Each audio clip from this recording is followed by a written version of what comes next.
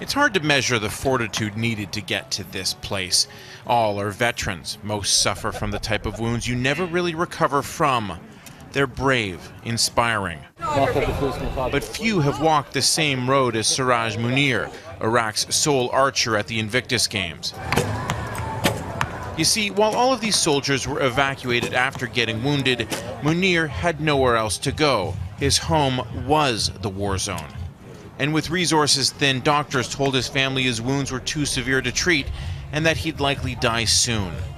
Fortunately for him, his dad was able to raise the money to put him in a private hospital, but even that came with risks.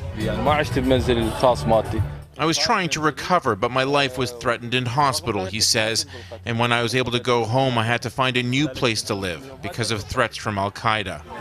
It's a remarkable story, and he emphatically makes the point. It's not fiction.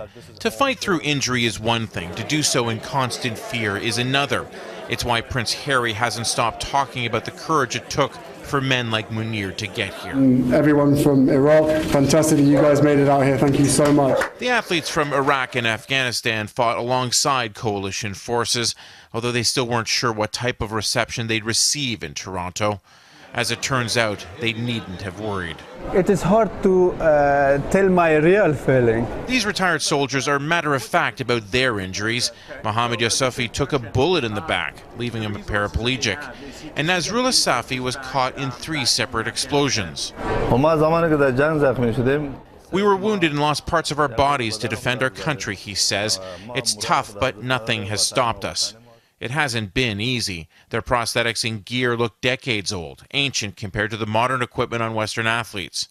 In a few years, if Iraq's Munir doesn't get new legs, he says he'll be in a wheelchair. He, like the athletes from Afghanistan, expect their futures to be bumpy, but say that's okay. It's the only road they've known. Mike Drolet, Global News, Toronto.